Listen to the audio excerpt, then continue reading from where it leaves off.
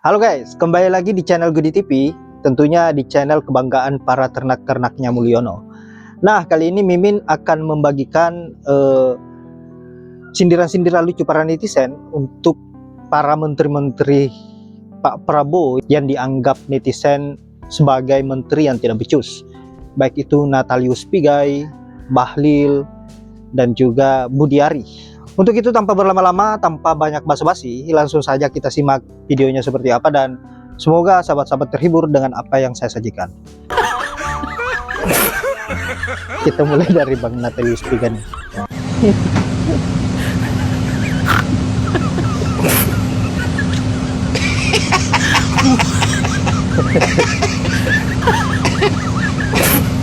Apa kalian menonton? Apakah Kami berdua saling mencintai. Diam kalian di situ. Nikmati waktu yang ada. saling mencintai? Lucu banget negeri ini. Masa ada orang terkenal dapetin gelar doktor padahal kuliahnya nggak nyampe 3 tahun. Kampusnya abal-abal kali yang nggak terdaftar di Indonesia.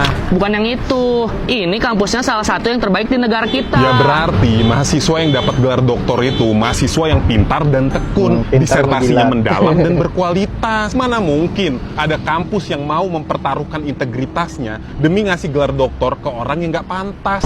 Jangan naif lu, Gem. Lihat tuh, lampu aja masih merah kita diklaksonin. Motor nih pada nerobos, mentang-mentang jalan sepi. Klaksonnya pada kepencet kali. Itu yang nerobos. Paling nggak lihat ada lampu merah. Mana mungkin rakyat sampai petinggi-petinggi kita suka nerobos aturan. Nggak mungkin. Woi, lu berdua, kayak ngapain sih? Apaan lagi sih? Ini udah lampu hijau. Oh ya maaf. Gila.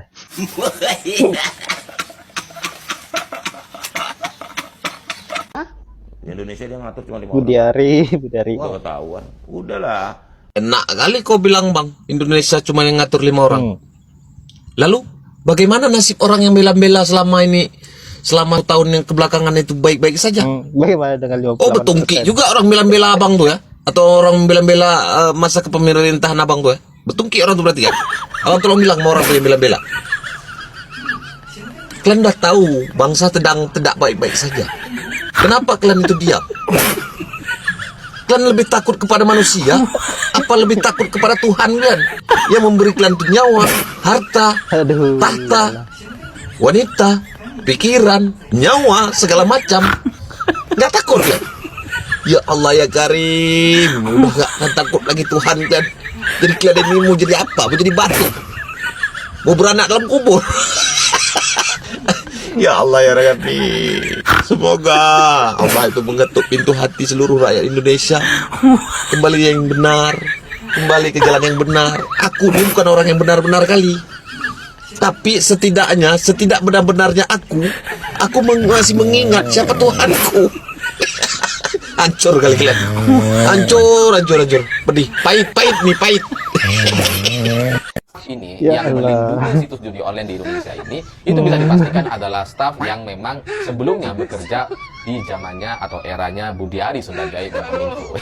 Jadi yang ditangkap sekarang itu sebenarnya stafnya Budiari, dan menteri yang baru Mutiafi dia nggak tahu apa-apa gitu, walaupun dia baru kerja, baru dilantik kemarin. Jadi pengungkapan ini ya mestinya nggak ada hubungannya dengan menteri yang baru gitu, karena ini lebih terikat dengan menteri yang lama ya di Budiari. Jadi kalau kita perhatikan dalam setahun terakhir ini kan Budiari, wah klaimnya tuh hebat sekali, dia merasa menteri yang sangat luar biasa gitu ya, menutup ribuan situs judi online, memblokir jutaan konten terkait judi online, 3 juta konten kita tutup, ribuan website kita tutup katanya. Tapi ternyata 1000 dibina dan dipastikan tetap beroperasi di Indonesia. Itu kan jadi kayak main-main gitu. Oh, di publik dia mengklaim ribuan diblokir katanya. Tapi ternyata ribuan dipelihara sama staf kementeriannya. Apakah benar saya Nah, sudah ini pernah nih, Gus dipanggil Yakut. 2 kali?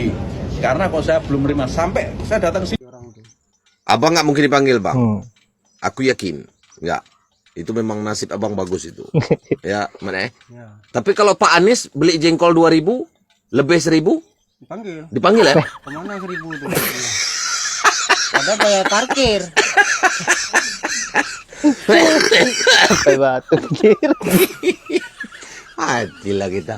Udahlah, kami sebagai rakyat gitu aja, Pak. Aku nggak peduli ya.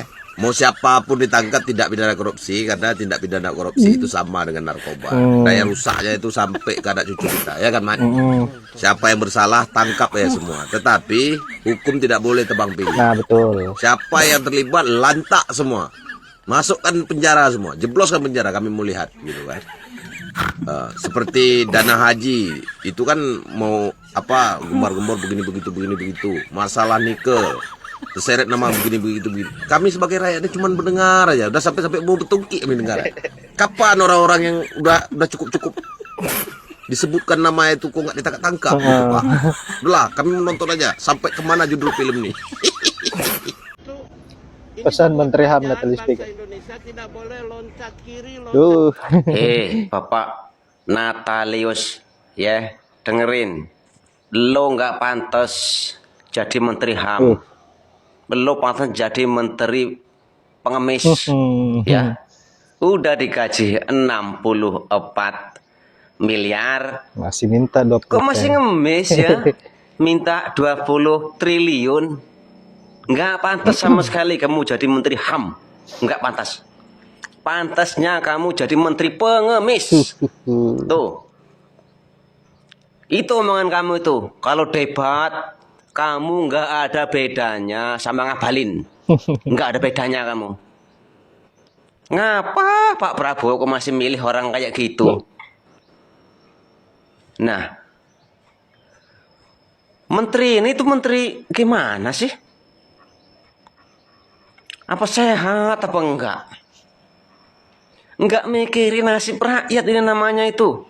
Udah gajinya 64 miliar kan udah gede betul itu.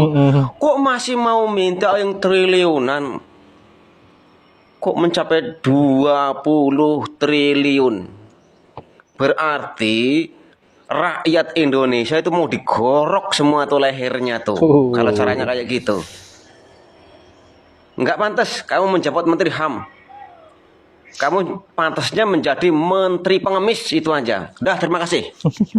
Yap, itulah berbagai sindiran netizen. Saya kira cukup menghibur, cukup membuat perut kita keras karena terbahak-bahak. Nah, inilah akibatnya jika kalian sebagai pejabat, kalian sebagai pemimpin mau coba-coba untuk mempermainkan rakyat Indonesia. Selalu menganggap rakyat sebagai orang yang bodoh, orang yang mudah dikibulin, sampai-sampai hukum aturan kalian mainkan untuk kepentingan pribadi kalian. Jangan kira rakyat ini mudah dibodohi. Jangan pernah menyamakan jangan pernah menyamakan rakyat yang mempunyai pola pikir yang normal dengan rakyat 58% yang mudah dikibulin dengan iming-iming bansos.